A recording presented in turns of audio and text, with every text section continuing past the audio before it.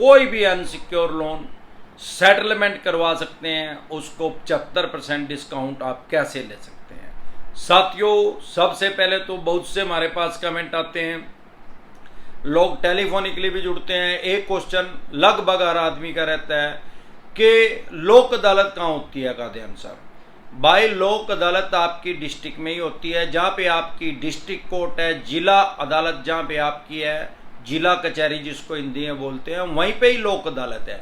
वहीं पे एक रूम मिला हुआ है लोक अदालत के लिए, वहीं पे हमेशा लोक अदालत लगती है। ये लगती कब है? ज़्यादातर सैटरडे संडे को लगती है हमारे देश में। अब नेक्स्ट लोक अदालत कब लगेगी भाई? नेक्स्ट लोक अदालत लगेगी 12 नवंबर 2022 को, यानी कि अगले महीने नवंबर, क्योंकि अक्टूबर तो स्टार्ट हो गया है, नवंबर के महीने में 12 तारीख को अगले महीने लोक अदालत लगेगी, जिसको राष्ट्रीय लोक अदालत कहते हैं, जिससे नाम से ही पता लगता है नेशनल लोक अदालत, यानी सारे देश के अंदर लगेगी, कश्मीर से कन्याकुमारी तक लगेगी। अब सवाल यह आता है कि इसमें लोक अदालत में जा कौन सकता है? कोई भी बैंक या एनबीएफसी कंपनी जा सकती है। आपने लोन देना है तो आपके पास भी पूरे राइट्स, पूरे अधिकार हैं। आपका कोई बिजली के बिल का डिस्प्यूट है, आपका कोई इंश्योरेंस का डिस्प्यूट है, तो आप लोक अदालत में जा सकते हैं। लोक अदालत में जाने का फायदा क्या है? सबसे पहले तो लोक अदालत में कोई फीस नहीं लगती। दूसरा, आपको वकील करने की जरूरत नहीं, तो आपके वकील की फीस भी नहीं लगती, एडवोकेट आपको करने की जरूरत ही नहीं है, क्योंकि वहां तो एक ही तारीख पे डिसीजन आ जाता है, वहां कोई लंबी प्रोसीडिंग नहीं होती कोर्ट की। और सबसे बढ़िया, जब लोक अदालत का फैसला आ जाता है, डिसीजन आ जाता है, क्योंकि वो म्यूचुअल अंडरस्टैंडिंग से आता है, दोनों पार्टियों की सहमति से आता है, उसमें ना किसी की हार होती ना किसी की जीत होती। और जब वहां पे लोक अदालत में डिसीजन जो आ जाता है, उसको सारे देश की किसी भी अदालत में, किसी भी कोर्ट में उसको चैलेंज नहीं किया जा सकता, क्योंकि वो कॉम्प्रोमाइज जो है वो कोर्ट के अंदर हुआ है। ना तो वो बैंक एनबीएफसी कंपनी उसको चैलेंज कर सकती, ना आप कर सकते। साथियों, अगर आप मुझे फेसबुक पे देख रहे हैं, क्योंकि हजारों आदमी हमारे साथ हर रोज नए जुड़ जाते हैं, तो हमारा एक चैनल है डिसेंट एडवाइस के नाम से यूट्यूब पे, जिसपे मैं 1500 से भी ज्यादा वीडियो डाल चुका हूं लोन से रिलेटेड।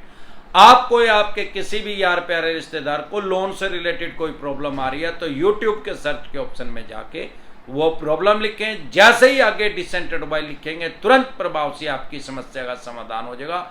ऐसा कोई टॉपिक नहीं है लोन से रिलेटेड जिसके ऊपर मैंने 50, 60, 70 तक वीडियो नहीं बना रखी हो। साथियों, जैसे कि हम लोक अदालत के बारे में बात कर रहे थे, तो बहुत से आदमी हमारे को ये भी कहते हैं कि सर मेरे पास मल्टीपल क्रेडिट कार्ड है, क्योंकि क्रेडिट कार्ड लेना मतलब अपनी कबर खुद खोदना।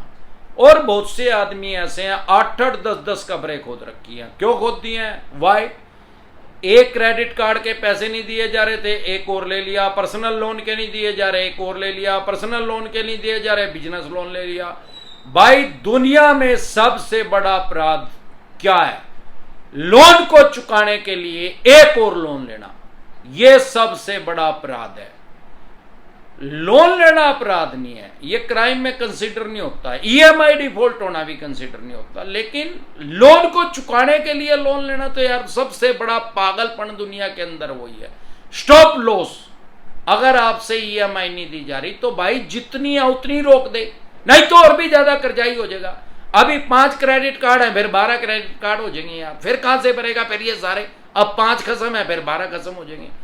अब लोग कहते हैं कि क्रेडिट कार्ड की पेमेंट नहीं हो रही जी, पर्सनल लोन की नहीं हो रही, बिजनेस लोन की नहीं हो रही, एजुकेशन लोन की नहीं हो रही, क्या मैं खुद से लोक अदालत में जा सकता हूं? उसका जवाब है हाँ, लेकिन अगर अमरदीप कादियान की डिसेंट एडवाइस आप मानोगे, हमारी सलाह ये है कि आप खुद से कभी भी लोक अदालत में ना जाए। लोक अदालत में आप जा सकते हैं, आपके राइट्स हैं, आपके अधिकार हैं, लेकिन अगर आप खुद से ही लोक अदालत में जाएंगे तो उस बैंक एनबीएफसी कंपनी के पास नोटिस इशू होगा, उसको पता लग जाएगा कि नंगड़ हो चुका है, इसकी कैच निकल गई और डर रहा है।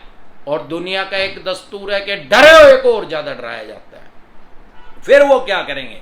सेटलमेंट तो हो जाएगी, कॉम्प्रोमाइज तो हो जाएगा लोक अदालत में आपका, लेकिन डिस्काउंट बहुत कम मिलेगा। आप वेट करें, ये खुद से ही लोक अदालत में जाएंगे। तो जब ये खुद से लोक अदालत में जाएंगे तब आप लोक अदालत में जाएं। लोक अदालत में जाना ना जाना आपकी मर्जी है, आपके विवेक पे आपको डिसीजन खुद से लेना है।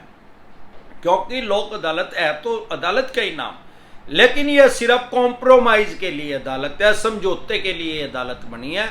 इसमें कोर्ट की प्रोसीडिंग कभी नहीं होती और एक पक्षीय फैसला कभी नहीं होता। अगर दोनों पार्टियां सहमत होती हैं, दोनों पार्टियां हाथ मिलाती हैं, डज नॉट मैटर कि आप 10 लाख रुपए का 2.5 लाख रुपए में सेटलमेंट कर रहे हैं, वो मैटर नहीं करता, या आप 10,000 में कर रहे हैं, वो भी मैटर नहीं करता। दोनों पार्टियां, बैंक, एनबीएफसी कंपनी और आप अगर सहमत है तो कोर्ट का डिसीजन उसमें आ जाएगा। तो आप खुद से कभी भी ना जाएं, गफलत की स्थिति में ना रहें, किसी बेवकूफ की सलाह ना माने, क्योंकि चाणक्य जी ने 3000 साल पहले बता दिया है कि किसी समझदार को अपना दुश्मन बना लो, किसी मूर्ख को अपना दोस्त ना बनाओ। तो आप अगर खुद से जाएंगे आपको डिस्काउंट कम मिलेगा। अब ये जाएंगे, ये चले गए, इन्होंने आपके पास नोटिस इशू कर दिया लोक अदालत का, आपकी मर्जी है, आप जाओ चाहे ना जाओ। नहीं जाओगे तो लोक अदालत को पता लग जाएगा भैया आदमी आना नहीं चाहता, कॉम्प्रोमाइज नहीं करना चाहता। आपके पास नोटिस आ गया, आपने नहीं लिया, तब भी कोई फर्क नहीं पड़ेगा। आप लोक अदालत में नोटिस लेके चले गए, कोई आपको फोर्स नहीं करेगा, वहां कोई दबाव नहीं डालेगा कि आपको कॉम्प्रोमाइज करना ही करना है। आपकी मर्जी है, आपके बजट में आता है, आप उतना पैसा पे कर सकते हैं तो आप सेटलमेंट करें, अदरवाइज ना कर दें। तो कोई वहां आपको जज साहब फोर्स नहीं करेंगे। हाँ, ये अपनी कनोपी लगा के जरूर बैठ रहते हैं बैंक, एनबीएफसी कंपनी वाले, और लोगों को कैच करते हैं और लोगों को बोलते हैं कि इस फार्म पे साइन कर दो और आगे हम सेटलमेंट के लिए अप्लाई कर देंगे। ऐसे किसी फार्म के ऊपर साइन ना करें, क्योंकि ये ब्लैंक साइन फार्म के ऊपर साइन करवाते हैं, ज्यादातर ब्लैंक पेपर के ऊपर, और बाद में उसमें फिल करके वहां पे लोक अदालत में पेश कर देंगे जी ये तो कॉम्प्रोमाइज के लिए आदमी तैयार हो गया। और फिर उसके ब्याह पे आपकी आरसी काट सकते हैं, रिकवरी सर्टिफिकेट। ऐसी कभी भी गफलत की स्थिति में ना रहें, पहले कभी भी साइन ना करें। आपके पूरे राइट्स हैं, पूरे अधिकार हैं, कानून ने जो आपको दिए हैं। आप लोक अदालत में चाहे जाएं चाहे ना जाएं, चाहे नोटिस लें चाहे ना लें, चाहे आप जाके कॉम्प्रोमाइज करें, सेटलमेंट करें या ना करें, वहां पे आपको कोई फोर्स नहीं करेगा। बस आपको अपने राइट्स और अपने अधिकार पता होना चाहिए। किसी भी पेपर पे साइन ना करें जब तक आपका कॉम्प्रोमाइज ना हो। जब आपका कॉम्प्रोमाइज लोक अदालत में हो जाए तो ओटीएस, मेरी सलाह है, 1 टाइम सेटलमेंट, ओटीएस, एक शॉट में आप इनके पैसे दें। क्योंकि अगर आपने 5-6 शॉट में आपने ईएमआई बनवा ली, ओटीएस की भी 1 टाइम सेटलमेंट की बजाय सेटलमेंट कर लिया और 5-6 ईएमआई ये बना देंगे, उसमें से अगर आपने 4 ईएमआई भी इनकी टाइम पे दे दी और 5वीं एक दिन भी लेट कर दी तो उसको सेटलमेंट को एक कैंसिल कर देंगे। इसी तरह की या किसी भी तरह की कोई भी दिक्कत परेशानी आपको या आपके किसी भी यार प्यारे रिश्तेदार को लोन से रिलेटेड अगर आ रही है तो यूट्यूब के सर्च के ऑप्शन में जाके वो प्रॉब्लम लिखे जो भी आपके माइंड में है। मेरा साला इसको खोपड़ा कहता है, जो खोपड़े के अंदर अभी समस्या आ रही है उसको यूट्यूब के सर्च के ऑप्शन में लिखें। जैसे ही आगे डिसेंट एडवाइस लिखेंगे तुरंत प्रभाव से आपकी समस्या का समाधान हो जाएगा। आपके 2 लोन डिफॉल्ट हो गए, 5 हो गए या 25 हो गए, क्राइम में कंसीडर नहीं होते।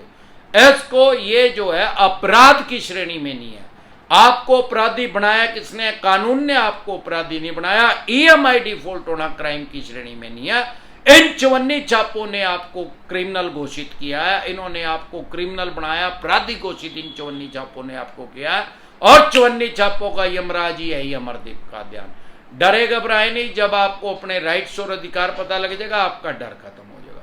2 तरह के नोटिस को कभी भी अवॉइड ना करें। आपके पास कोर्ट से समन आया 138 का चेक बाउंस का, उसको कभी भी अवॉइड ना करें।